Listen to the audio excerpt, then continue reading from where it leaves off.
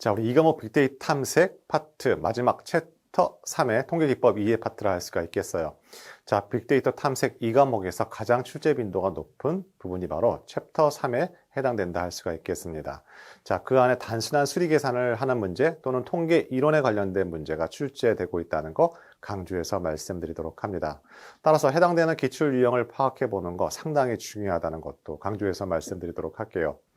자, 챕터 3에는 확률 이론이 들어가 있고 또는 가설 검정 파트가 들어가 있어요. 그러다 보니까 용어에 관련된 설명 필요하다 할 수가 있겠습니다. 자, 이 점 강조해서 말씀드리고 진행을 하도록 하겠습니다. 자, 첫 번째 기술 통계 1번 데이터 요약이에요. 우리 앞에서 탐색적 데이터 분석이라 할 수 있는 EDA를 학습하셨고 그 연속 선상에 있다고 생각하시면 되겠어요. 자, 이 파트에서는 기본 용어를 알고 있는 거 중요하다 할 수가 있겠죠. 해당되는 키워드 모스와 비모스 관련된 부분은 파3에 다시 한번 언급된다 할 수가 있겠습니다. 또한 기술 통계와 추리 통계와 관련된 용어 등장한다 할 수가 있겠습니다. 자, 첫 번째 기술 통계의 개요라 할 수가 있겠습니다. 통계학은 크게 기술 통계와 추리 통계로 구분하게 되죠. 기술 통계라는 것은 말 그대로 데이터에서 그 특징을 파악하는 거라고 할 수가 있는 반면에 자, 추리 통계라는 것은 수집된 데이터를 기반으로 즉 통계량을 기반으로 해서 우리 모집단의 특성을 파악하는 거, 추정하는 거 바로 추리 통계학이라 한다 할 수가 있겠습니다. 자, 이와 같은 기술 통계와 다른 통계 분석 간의 관계를 파악해 보도록 할게요. 자, 좀 전에 말씀드렸듯이 기술 통계 분석이라는 것은 수치를 요약하는 거라고 할 수가 있겠습니다.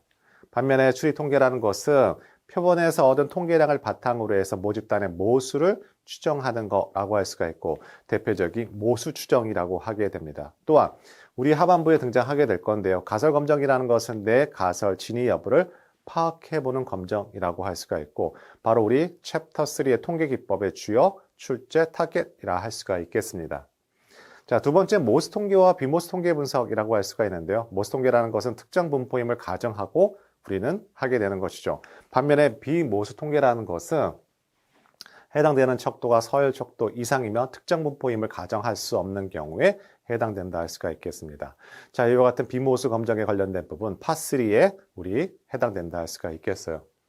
자, 또 세 번째는 단일 변량 통계 분석과 다변량 통계 분석, 우리 각각 기별 변수값의 관계를 파악해 보는 건 단일 변량이라고 하게 되고 두 가지 이상을 동시에 변수 간의 관계를 파악해 보는 거 다변량 분석이라 한다 할 수가 있겠죠.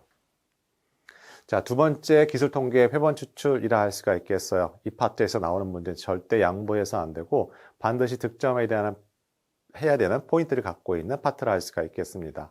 아울러 빅데이터 분석 기사 필기를 떠나서 실기 파트에서 필답형으로 예상되는 부분이 차지하고 있는 거 표본 추출 방법이라 할 수가 있겠어요. 자, 표본 추출 목적은 뭘까요? 해당되는 샘플링된 표본 통계량을 가지고 모집단의 모수를 추정한 목적, 바로 표본 추출의 목적이라 할 수가 있겠습니다. 그런데 표본 추출은 두 가지로 나눠지게 돼요. 확률적 표본 추출과 비확률적 표본 추출로 나눠지게 되는데 확률적 표본 추출 네 가지가 우리 시험 문제 주력 필기 또는 실기 필답형 타겟이라 할 수가 있겠습니다.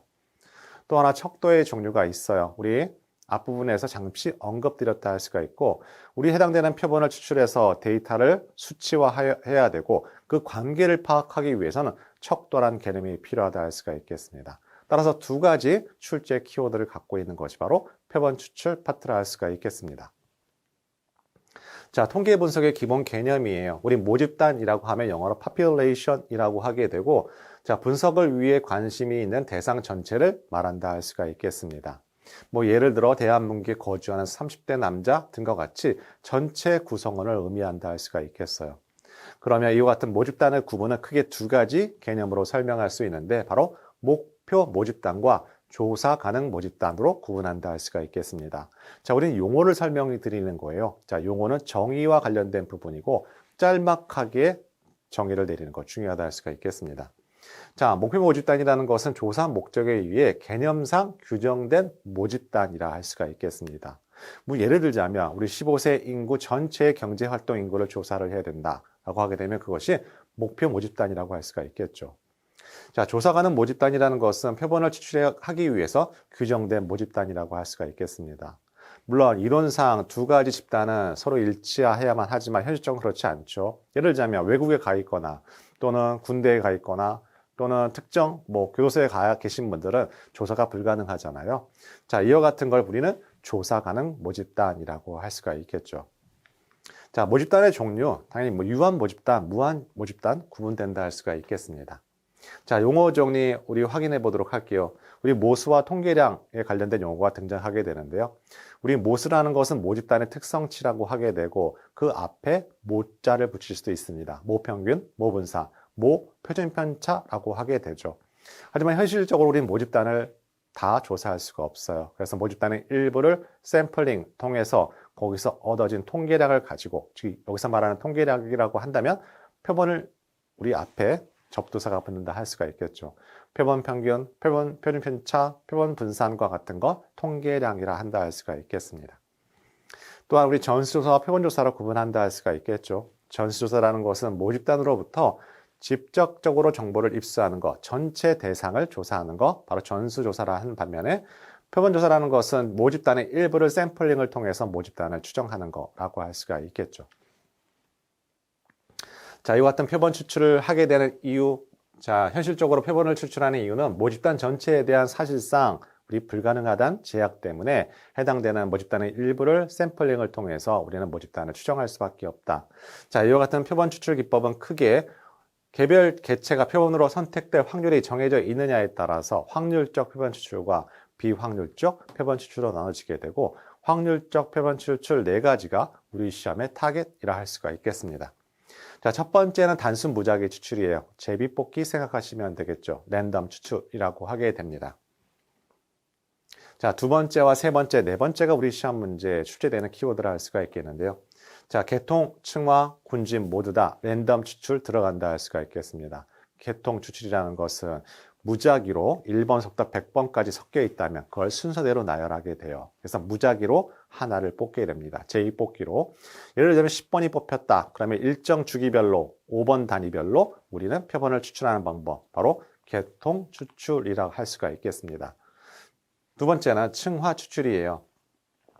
모집단을 여러 계층으로 나누고 계층별로 무작위 추출하는 방식이라고 할 수가 있고 우리 1학년 10명, 2학년 10명, 3학년 10명 같은 형태, 바로 층화 추출이라 할 수가 있겠습니다. 자, 형태적으로 내부적으로 동질적이고 외부적으로 이질적인 경우에 적합한 형태, 층화 추출이라 할 수가 있겠죠.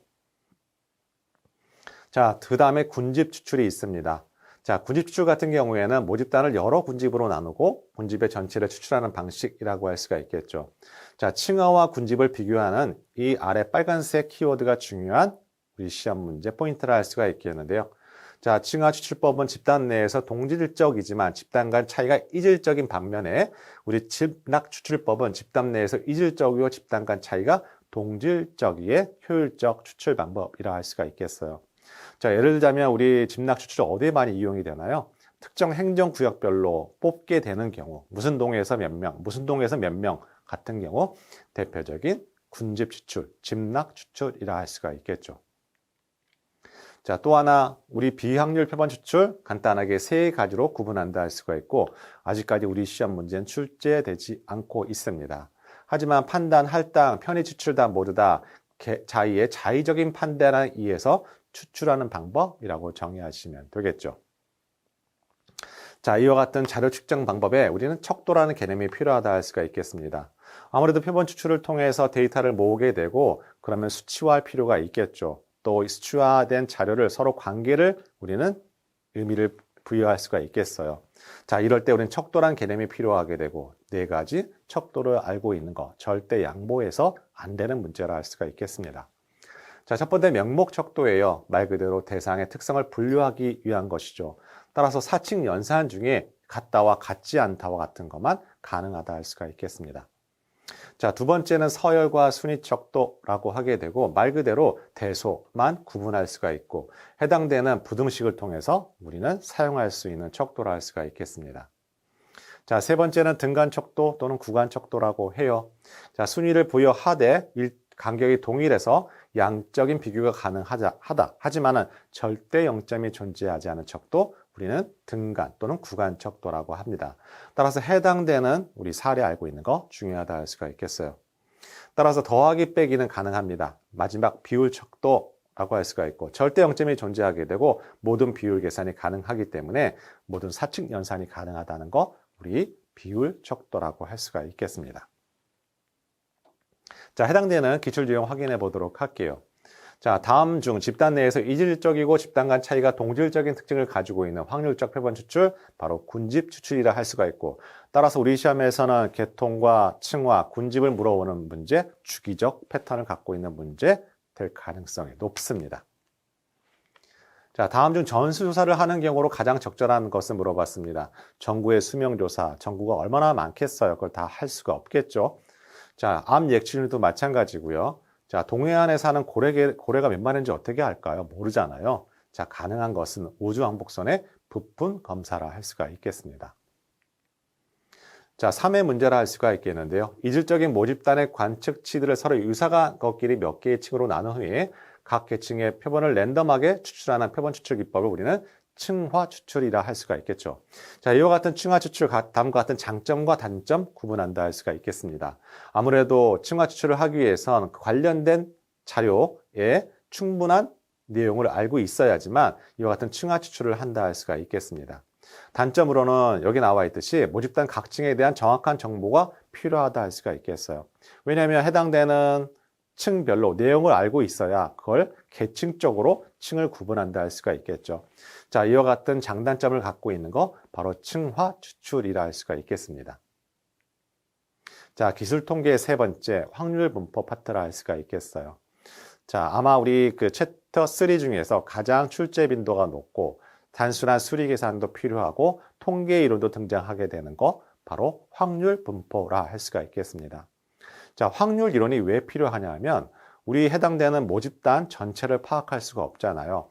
모집단의 일부를 샘플링을 통해서 우리는 즉 표본 통계량을 가지고 모수를 추정하게 될 때 우리는 확률 이론이 필요하다 할 수가 있겠습니다.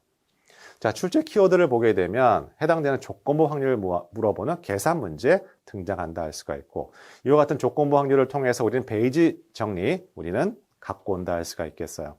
자, 우리 파트 3에 보시면 나이브 베이즈 분류라는 우리 머신러닝 알고리즘이 존재하게 되는데요. 이와 같은 베이지 정리를 기반으로 한다 할 수가 있겠습니다. 자, 세 번째는 우리 이산형 확률 분포와 연속형 확률 분포와 관련된 분포의 특징을 구분하는 문제, 출제 포인트를 갖고 있고 특히 이산형 확률 분포에서 우리 베르니이 분포, 이항 분포, 포화성 초기화 분포의 특징을 구분하는 문제, 출제 키워드로 자리 잡고 있습니다. 자, 그 다음에 카이제곱 분포와 F 분포, 동일한 이산형 확률 분포인데요. 연속형 확률 분포인데요. 이 연속형 확률 분포의 특징을 구분하는 문제 역시 추정의 용도에 따라서 출제된다 할 수가 있겠습니다. 자, 다섯 번째는 우리 시험 문제에서 확률 변수의 기대값과 분산을 물어보는 문제, 계산 문제로 등장할 수도 있고 해당되는 수식에 관련된 문제 등장할 수 있다는 것도 말씀드립니다. 또 하나 추가적으로 우리 시험에서는 통계 이론 파트 간혹 출제되는 경향이 높다 할 수가 있겠어요. 자, 이 부분이 다른 시험과 약간 구분되는 시험이라 할 수가 있겠는데요. 말 그대로 확률 이론에 있어서 기대값의 성질 또는 분산의 성질을 물어보는 문제가 출제되고 있다는 출제 특징 여러분 꼭 기억하시기 바랍니다. 자, 첫 번째 확률의 의의예요. 자, 통계적 의사결정은 굉장히 불확실하죠. 그래서 이 불확실성을 제거하기 위해서 우리는 확률 이론을 학습한다 할 수가 있겠습니다. 자, 이와 같은 확률 개념에 필요한 꼭 전제 조건이 있습니다. 첫 번째는 자, 시험의 모든 결과들이 발생 가능성은 서로 동일하다는 거예요. 두 번째, 그 결과들은 상호 배타적일 때 사용되는 개념이라 할 수가 있겠습니다. 상호 배타적이라는 거, 서로 교집합이 없다는 거, 공집합이란 의미라 할 수가 있겠죠. 그래서 일반적으로 특정 발생할 확률은 다음과 같이 우리는 표기한다 할 수가 있겠습니다. 그러면 이와 같은 확률에 관련된 기본적 공리가 필요하다 할 수가 있겠어요. 공리라는 것은 말 그대로 특별히 증명하지 않아도 너무 명확한 명제라는 걸 의미한다 할 수가 있고 자, 이와 같은 공리를 이해하기 위해서 기본적인 다음 슬라이드 용어를 확인하고 진행한다 할 수가 있겠습니다. 자, 첫 번째 표본 공간이라는 것은 시험에서 발생할 수 있는 모든 결과들의 집합이라 하고 우린 기호로 S 또는 오메가로 표현한다 할 수가 있겠습니다. 또한 주사위를 던지는 시험에서의 표본 공간은 당연히 주사위는 1, 2, 3, 4, 5, 6밖에 없잖아요. 이렇게 표본 공간을 우리는 표기할 수가 있는 것이죠. 이와 같은 표본 공간의 부분 집합을 우리는 사상 또는 사건이라고 하게 되고 우리 주사위 같은 경우에는 굉장히 많은 사건, 사상이 나올 수가 있겠죠. 여기 나와 있는 슬라이드처럼 1과 1, 2, 3 말고 1, 2 또는 1, 3, 5 또는 2, 4, 6 같은 것들도 하나의 사건이라 할 수가 있겠습니다. 그러면 결국에는 확률의 공리라는 것은 무엇이다? 표본 공간을 이루는 한 사상이 발생할 확률은 0부터 1까지의 값을 갖는다 할 수가 있겠습니다. 또한 상호 배타적 사상들이 발생한 확률은 그들 개개의 확률을 합한 것과 같다 얘기했습니다. 즉 서로 교집합이 없다면 각 개별 확률 값을 합한 것과 확률은 같다 할 수가 있겠죠. 자, 확률의 실험의 결과를 발생하는 단일 사상의 확률은 모두 합치면 1과 같다 할 수가 있겠습니다. 즉 확률의 합은 1이니까요. 자, 확률은 1과 0과 2를 포함한 그 사이 실수로 정의한다 할 수가 있고 전체 집합의 확률은 1이라 할 수가 있겠습니다. 자, 용어와 관련된 것인데요. 자, 우리 배반 사건에 관련된 의미 파악해 보도록 하겠습니다. 자, 서로 배반인 사건들을 우리 합집합의 확률은 각 사건들의 확률의 합이라고 할 수가 있겠습니다. 서로 교집합이 없으니까요. 배반 사건이란 교집합이 공집합인 사건들을 말한다 할 수가 있겠어요. 자, 이와 같은 사상 또는 사건은 우리 두 개로 또 분류한다 할 수가 있겠습니다. 단순 사상과 전체 사상이 있어요. 단순 사상이라는 것은 단 하나의 추정값을 포함하고 있는 사상, 전체 사상은 표본 공간의 모든 원소를 포함하고 있는 사상이라고 하게 되죠. 이와 같은 사상, 공사상 말 그대로 하나의 원소도 갖고 있지 않은 사상을 공사상이라 하게 되고, 자, 여사상부터는 우리 학창 시절 때, 중고등학교 때 배웠던 집합의 개념들입니다.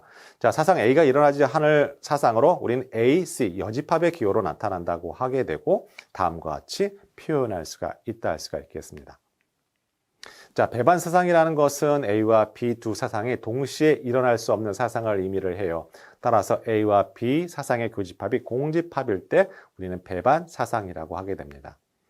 자, 우리 여러분 여기 4번에 굉장히 중요한 부분이라고 할 수가 있고, 독립사상이라는 것은 A, B 두 사상이 서로 영향을 미치지 않을 때를 독립사상이라고 하게 되고, 이 수식이 성립했을 때 우리는 A와 B 독립이라고 하게 되죠. 그러면 이게 성립이 안 될 때는 뭐라고 할까요? 우리는 종속되어 있다고 얘기를 할 수가 있겠습니다. 예를 들자면 우리 이와 관련된 용어들, 복원 추출과 비복원 추출이라는 용어가 등장하게 돼요.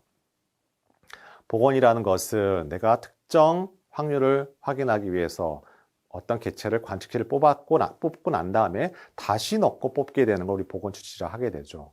복원 추출은 그 다음 사상에 영향을 주지 않아요. 원래 복원했기 때문에. 그죠? 이런 걸 우리 독립사상이라고 얘기를 하죠. 하지만 비복원이라는 건 뭘까요? 한번 뽑고 다시 넣지 않는 거죠. 그렇게 한번 뽑음으로 인해서 다음 사상에 영향을 주게 돼요. 이건 종속되어 있다고 얘기를 하게 됩니다. 이 구분 여러분 알고 가는 거 중요하다 할 수가 있겠습니다. 그럼 상호 배타적 사상과 상호 독립적 사상 다음과 같이 정의할 수가 있겠습니다. 자, A와 B가 교집합이 공집합인 사상, 우리는 상호 배타적 사상이라고 하게 되고 이와 같은 집합, 배반 집합이라고 표현한다 할 수가 있겠습니다. 자, 상호 독립적 사상 말 그대로 A와 B의 교집합의 확률은 각각의 확률을 곱하 이 수식이 성립할 때 우리는 독립사상이라고 하게 되죠. 이 부분 다시 한번 강조해서 말씀을 드리도록 합니다. 자, 세 번째 확률 법칙이에요. 우리 중고등학교 때 배웠던 내용이라 할 수가 있고 말 그대로 서로 교집합이 존재했을 경우에 이와 같은 덧셈의 일반 법칙을 쓰게 되는데 A와 B의 합집합의 확률은 각각의 A와 B의 확률을 더해주고 교집합의 확률을 빼주게 되면 우리는 합집합의 확률을 구할 수가 있는 것이죠. 그런데 만약에 배반 사건이라면 상호 배타적 사건이라면 즉 공집합, 교집합이 교집합이 공집합이라면 우리는 당연히 이와 같은 수식 쓴다 할 수가 있고 우리 시험 문제 너무 쉽기 때문에 출제는 되지 않는다 할 수가 있겠습니다. 자, 중요한 건 바로 여기부터라고 할 수가 있겠습니다.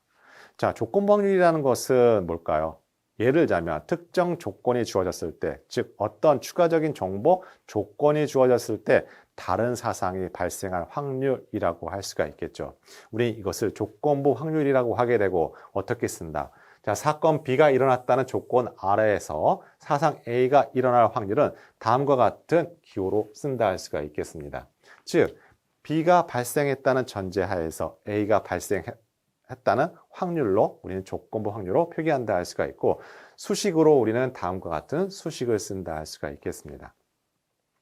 즉 우리 벤다이어 그림을 그려보면 쉽게 이해가 되는데요. 우리 A와 B의 사상이 있어요. 자, 분모가 B죠. 자, B가 발생했다는 전제하에서 A가 발생했을 확률은 교집합의 확률을 의미하게 되고 다음과 같은 수식으로 쓴다 할 수가 있겠습니다. 당연히 분모가 0이 되면 안 되니까 당연히 이와 같은 수식이 필요하다 할 수가 있겠죠. 이것이 바로 조건부 확률이라 할 수가 있겠어요. 그러면 시간적 순서를 보게 되면 우리 B가 먼저 발생을 하게 되고 A가 발생하게 되는 것이죠. 그죠? 자, 이와 같은 개념, 이 B와 관련된 걸 우리는 사전 확률이라고 하게 돼요. 자, 이와 같은 개념을 통해서 우리는 나중에 베이지 이론까지 도달하게 되는데요. 자, 여기서 이와 같은 개념 의미를 갖고 있는 거 여러분 중요합니다. 자, 여기 해당되는 간단한 예제 문제가 있어요. 자, 주사위를 던지는 시험에서 주사위의 눈이 짝수인 사건을 A라 하고 주사위의 눈이 4인 사건을 B라 했을 때 자, B의 조건부 A 확률을 우리는 다음과 같은 수식을 통해서 풀어볼 수가 있습니다. 자, 기존의 확률이라는 개념에서는 분모가 항상 표본 공간이었어요. 하지만 이와 같은 조건부 확률이라는 것은 특정 사상이 바로 분모가 된다는 거, 이 두 가지 차이점이 있다는 거 말씀드릴 수가 있겠습니다. 자, 세 번째는 독립법칙이에요. 우리 아까서 배웠죠. B의 A와 B의 교집합은 각각의 확률을 곱한 값과 같다 했어요. 이 수식이 성립할 때 우리는 서로 독립이라고 했죠. 자, 이와 같은 수식을 통해서 우리는 이렇게 불러올 수가 있습니다. 즉, A 조건부 B의 확률은 PB로 쓸 수가 있고, 자, B 조건부 A 확률은 PA의 확률을 쓸 수가 있어요. 즉, 이와 같은 수식이 만들어지기 때문에 그대로 대입하게 되면 우리 소거가 돼서 남는 건 이와 같은 경우에 B 조건부 A 확률은 A 확률로 표현한다 할 수가 있겠죠. 자, 이 수식이 갖고 있는 의미는 뭘까요? 자, A가 발생했든 말든 B가 발생했든 말든 서로 영향이 없기 때문에 해당되는 확률, B의 확률 또는 A의 확률이 발생을 하게 된다는 의미를 갖고 있고 여러분이 반드시 기억해야 할 우리 수식이라 할 수가 있겠습니다. 자, 네 번째는 베이지 정리. 우리 시험 문제에서 가장 출제 빈도가 높은 키워드라 할 수가 있겠습니다. 자, 베이지 정리라는 것은 우리 좀 전에 말씀드렸듯이 조건부 확률에서 자, 우리 A가 발생했을 때 또는 B가 발생했을 때 우린 각각 B와 A의 확률, 조건부 확률을 구했다 할 수가 있겠습니다. 그러면 이와 같은 시간적인 선행, 후행을 따지게 된다면 당연히 A가 발생하고 B가 발생하는 거고요. 아래식은 B가 먼저 발생하고 A가 발생하게 되는 것이죠. 우리 분모에 해당되는 확률을 우리는 사전 확률이라고 하게 돼요. 자, 이와 같은 사전 확률을 알게 되면 반대의 경우 예를 들자면 여기가 원인과 결과였다. 원인과 결과였다면 반대는 뭔가요? 결과 대비 원인이죠. 자, 이걸 우리 사후 확률이라고 하게 됩니다. 결국 베이지 정리라는 것은 이와 같은 사전 확률을 토대로 해서 사후 행렬을 계산하는 것, 그것이 바로 베이지 정리라고 할 수가 있습니다. 자, 이와 같은 베이지 정리를 풀기 위해서는 두 가지 개념이 필요합니다. 첫 번째는 우리 앞선 슬라이드에서 배웠던 조건부 확률이 필요하고 두 번째는 총계 확률 정리를 알아야지 쉽게 풀 수가 있겠죠. 해당되는 슬라이드 우리는 F1, F2, Fi 다 부품이라고 가정하고 E라는 동그라미 고장률이라고 할 수가 있겠습니다. 그러면 이와 같은 확률 상호 배타적인 사상들이라 할 수가 있겠습니다. 그러면 이와 같은 E의 확률은 어떻게 구할까요? 결국 F1과 우리 E의 확률 또는 F2와 E의 확률 더하기 또는 Fi와 E의 확률을 다 더하게 되면 우리는 그 확률을 2의 확률로서 구할 수가 있겠죠. 자, 이게 바로 총계 확률 정리라 할 수가 있겠습니다. 그럼 이와 같은 조건부 확률과 총계 확률 정리를 기반으로 해서 우리는 다음과 같은 베이지 정리를 완성할 수가 있습니다. 자, 해당되는 사상이 있습니다. 우리 I서부터 쭉 있고요. 서로 상호 배타적인 사상들이라 한다면 우리 앞에서 했던 조건부 확률처럼 다음과 같은 자, E라는 건 고장률이죠. 고장 났을 때 그것이 F1일 부품의 확률을 구한다고 한다면 다음과 같은 수식으로 우리는 변경 가능하다 할 수가 있겠습니다. 자, 앞에서 조건부 확률을 그대로 배웠습니다. 따라 했고요. 서로 위치가 바꿔도 값은 변동이 없습니다. 중요한 건 이와 같은 교집합의 확률을 조건부 확률에서 이렇게 표현할 수가 있고 2의 확률은 아까 뭐라 그랬죠? 각각의 확률을 다 더한 값이라고 할 수가 있겠죠. 그래서 하단 분모와 분자는 이렇게 표현을 할 수가 있는 것입니다. 자, 그럼 이거 실제 우리 예제 문제를 통해서 한번 확인해 보도록 할게요. 결론적으로 베이 정리라는 것은 사전 확률을 통해서 사후 확률을 추정하는 거라고 할 수가 있겠죠. 자, 해당되는 문제, 항상 출제 문제는 똑같은 유형을 갖고 있어요. 자, 라인 L1에서 모든 제품 중 55%를 생산하고 라인 2는 45%를 생산한다고 합니다. 자, 불량품이 하나가 발견되었을 때 L1에서 생산했을 사전 확률을 우리는 PL1이 0.55, PL2가 0.45라고 했어요. 자, 자료에 따르면 L1의 양품률은 99%, L2의 양품률은 95%입니다. 그래서 이와 같은 걸 기반으로 해서 각각 정상인 거, 불량인 거를 G와 D라 한다면 조건부 확률은 다음과 같이 표현할 수가 있습니다. 즉, L1 이 부품이 양품일 경우 또는 L1 부품이 고장유일일 경우 각각 우리는 이 데이터를 가지고 만들어낼 수가 있습니다. 자, 그런데 뭘 물어봤나요? 자, 불량품일 경우 생산 라인이 L1Y 확률을 물어봤어요. 자, 이 확률을 물어보는 것이죠. 그죠? 즉, 우린 사전 확률을 알고 있다. 사전 확률을 통해서 말 그대로 결과를 통해서 원인인 조건부 확률을 구해보는 거. 그게 바로 베이 정리라 할 수가 있겠습니다. 자, 그러면 해당되는 거, 우리 이걸 알고 싶은 거예요. 그죠? 자, 이건 어떻게 쓴다 그랬죠? 자, 이와 같은 수식으로 쓸 수가 있습니다. 그죠?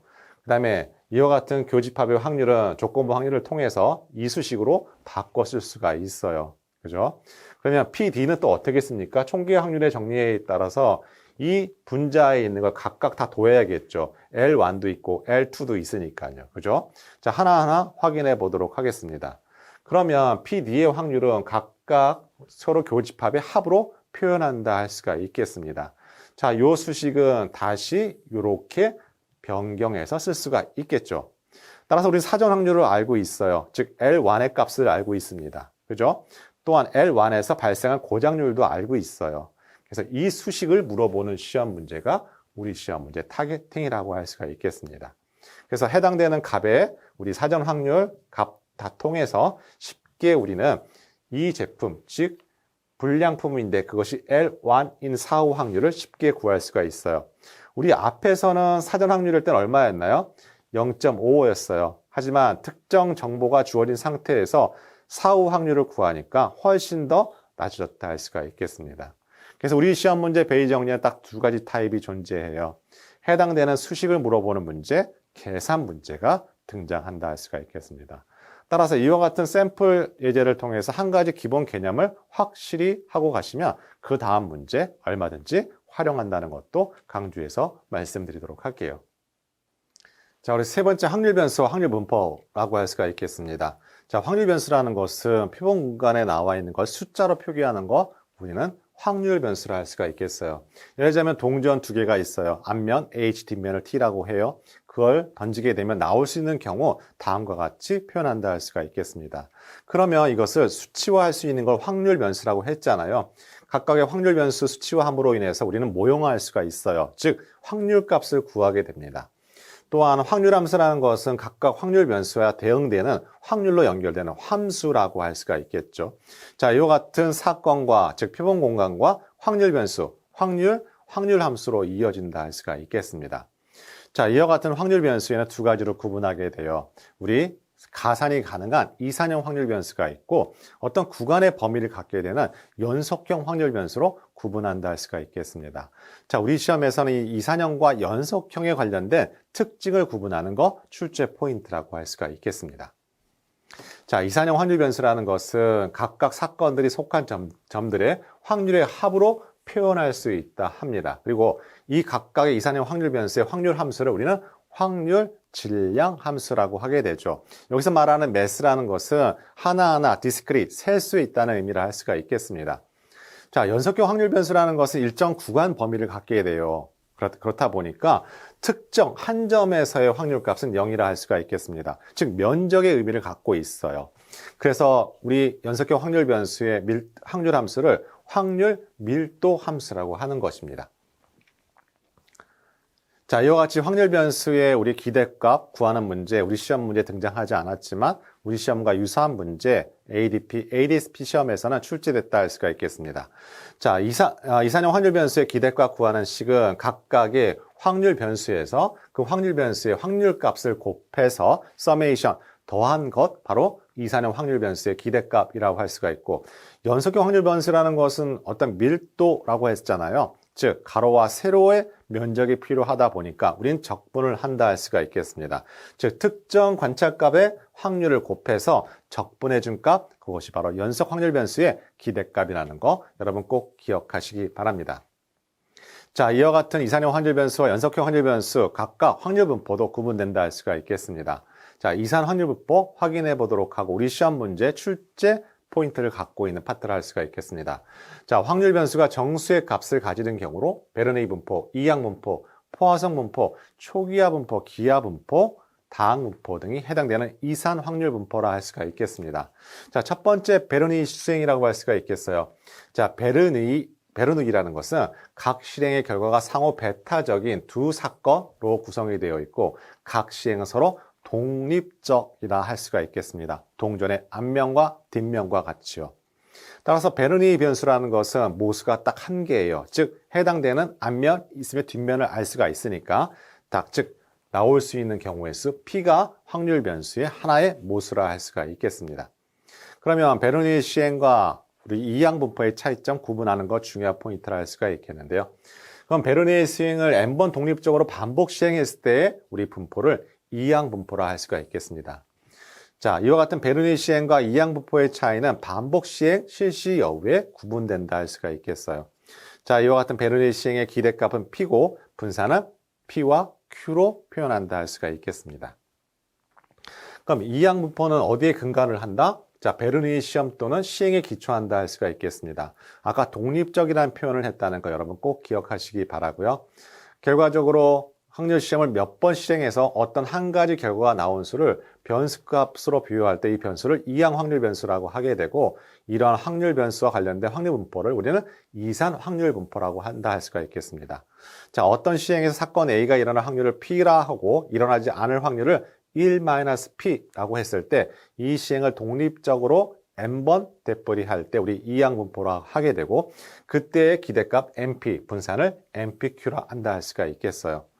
자, 이항 분포는 표본 크기 n과 나올 수 있는 성공 확률 p에 따라서 모양이 결정이 된다. 즉 앞에 나왔던 베르누이 시행과 달리 이항 분포는 모수가 몇 개다? 2개라 할 수가 있겠습니다. 즉 n과 p라고 할 수가 있겠어요. 즉 해당되는 이항 분포의 질량 함수는 다음과 같이 표기할 수가 있는데요. 물론 우리 시험에서 질량 함수의 수식을 물어보진 않고 계산 문제도 물어보지는 않아요.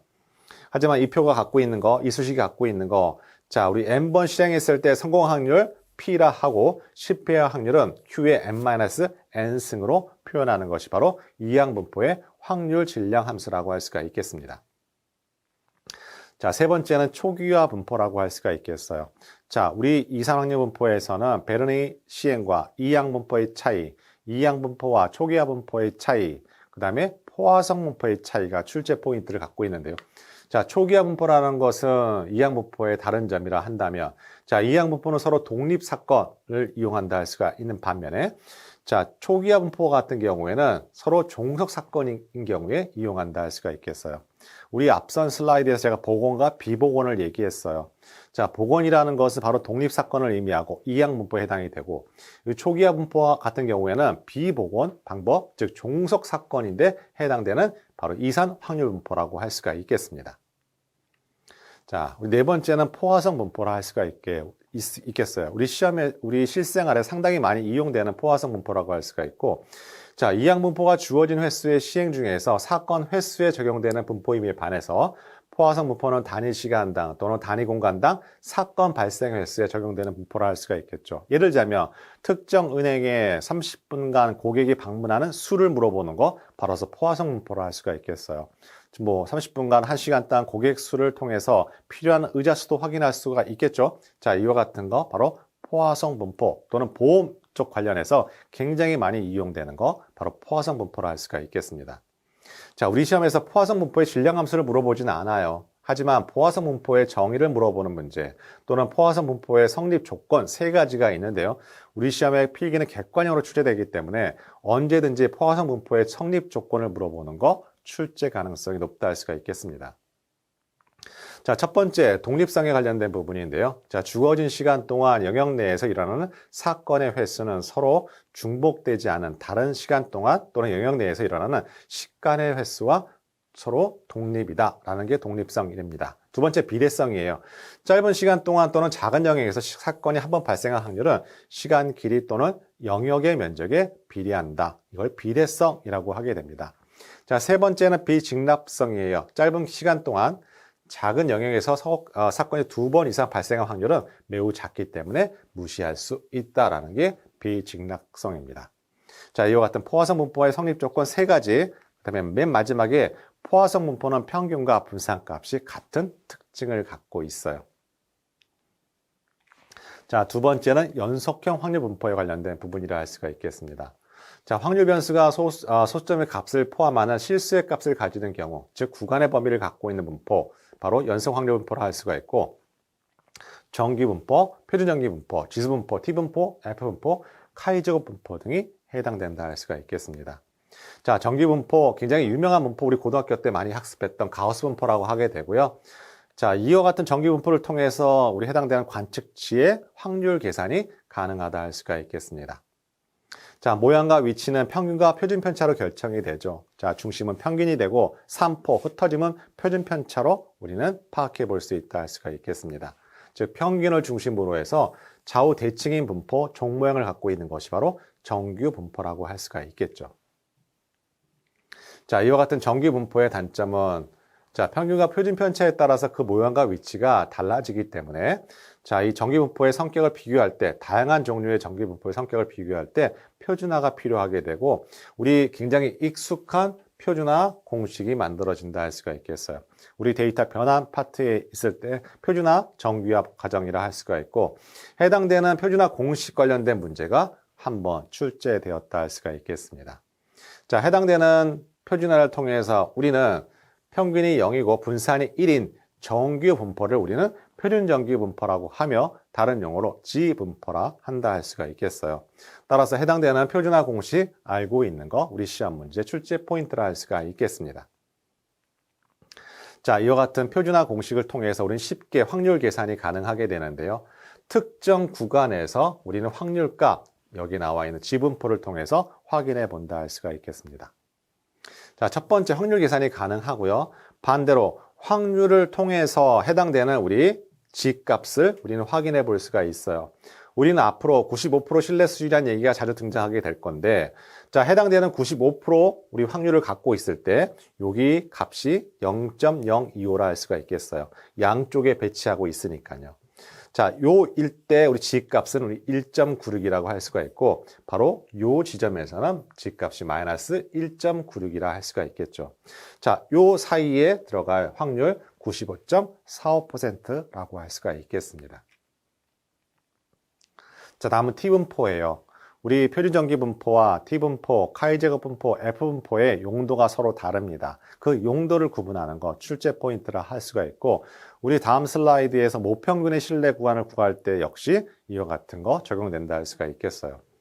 자, T분포라는 것은 모집 단위 정기 분포를 따르지만 모 표준 편차를 알 수 없을 뿐만 아니라 표본 크기가 30개를 넘지 못하는 경우 T분포를 따른다고 해요.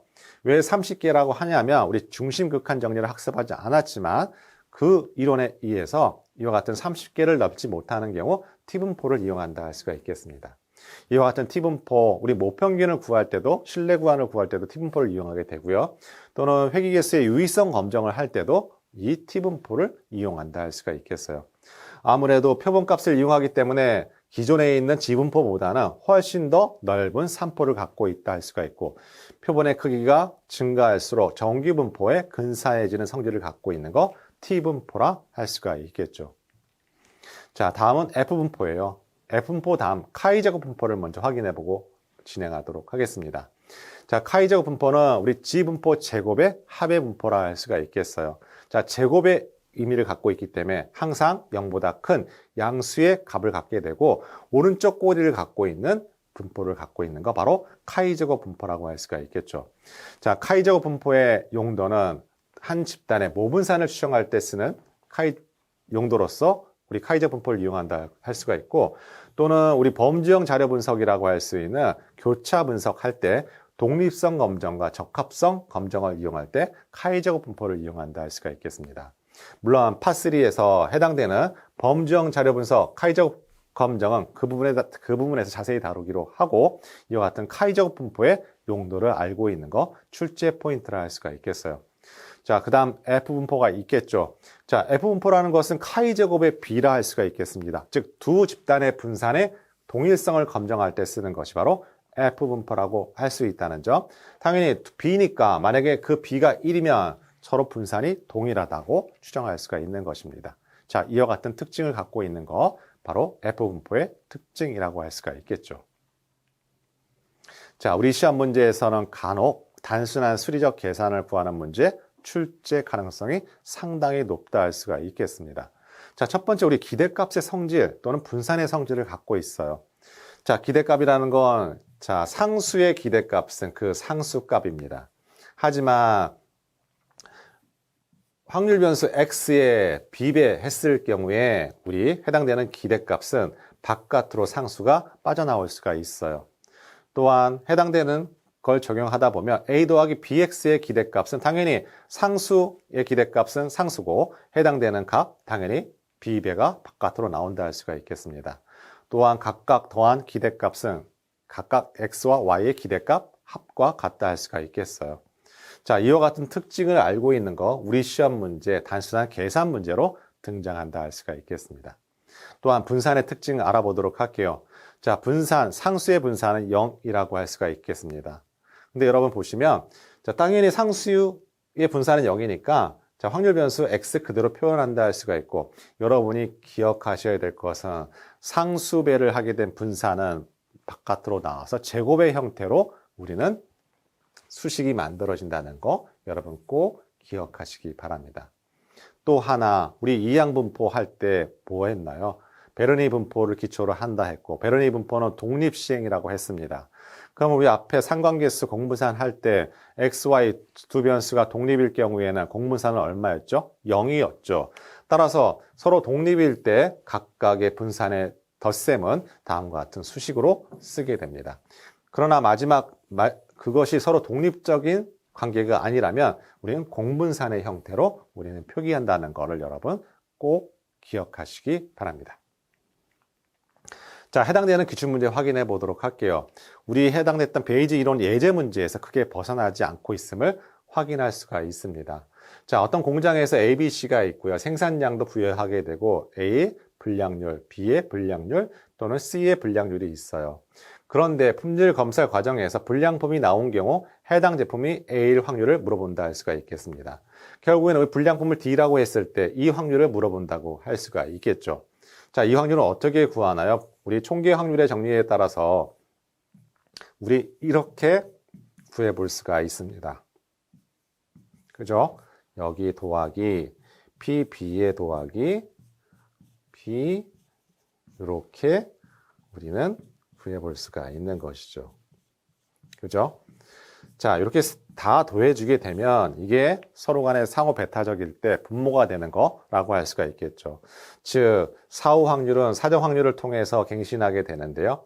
자, 이와 같은 수식을 그대로 우리 분자가 되는 거고요. 쓰시게 되면 다음과 같은 계산값을 얻을 수가 있어요. 우리 예제 문제에서 큰 활용이나 또는 변경이 되지 않는 그대로 똑같은 숫자만 바꿔서 나온 문제라 할 수가 있겠습니다. 자, 우리 5회 문제 확인해 보도록 할게요. 자, 다음은 암 환자에 대한 조사 결과이다. 이 표에 대한 설명으로 옳은 것을 물어봤습니다. 자, 해당되는 거 우리 그 해설 부분이 있는데요. 자, 초기 암 환자의 생존율 A약은 80%, B약은 70%라고 할 수가 있고 말기암 생존율은 A약은 20%, B약은 30%라고 할 수가 있겠어요. 자, 전체 퍼센트를 따지니까 A약은 50%, B약은 40%라고 할 수가 있겠죠. 따라서 해당되는 거 올바른 설명이라 할 수가 있고요. 이거 서로 반대로 설명한 오답 보기. 자, 4 같은 경우에는 이와 같은 교차표 형태를 통해서 통계적으로 뭐가 효과적이다, 효과적이지 않다라는 건 우리는 확인할 수가 없다라고 할 수가 있겠습니다. 자, 3의 문제입니다. 이거 해당되는 우리 기대값과 분산의 성질을 이용한 문제라고 할 수가 있겠어요. 여기에 뭐란 힌트가 있습니까? 자, 서로 이 확률 변수로서 독립적이라고 했어요. 독립인 경우에 공분산은 0이라고 할 수가 있겠죠. 따라서 해당되는 기대값의 성질 또는 분산의 성질을 이용해서 구하는 간단한 단순 수리 계산 문제 형태에 출제되었다 할 수가 있겠습니다. 자, 우리 이해 확인해 보도록 할게요. 자, 다음 중 확률 분포에 대한 설명을 올바르지 않은 것은 물어봤습니다. 자, 표본 공간에서 발생하는 원소를 정의역으로 하고 이에 대한 실수값을 치역으로 하는 함수를 확률 변수라고 한다. 특정 시험에서 성공 또는 실패의 두 가지 결과 중 하나를 얻는 분포는 이항 분포라고 하게 되는데 이거는 베르니 분포에 관련된 설명이라고 할 수가 있겠습니다. 자, 우리 5의 문제인데요. 자, 특정 구간에 어떤 사건이 발생했을에 대한 확률을 표현하는 이산 확률 분포를 무엇이라고 하는가? 특정 구간, 특정 범위에 대해서 몇 회 발생했는지 발생 확률이 낮은 거에 관련된 분포, 포화성 분포라고 할 수가 있겠죠. 자, 우리 4의 문제인데요. 결국에는 이것도 역시 분산의 성질을 이용한 문제라 할 수가 있겠습니다. 자, 평균이 x바이고 표준편차 시그마는 확률 변수 xi에 대해서 x1, x2의 표준편차를 물어본다 할 수가 있겠고, 자, 분산의 성질을 그대로 이용해서 우리 분산이니까 시그마 제곱이죠. 두 개를 더해서 루트를 씌워준 것이 결국에는 표준편차라고 할 수가 있고, 이때 구하는 값 루트 2a라 할 수가 루트 2 시그마라 할 수가 있겠습니다.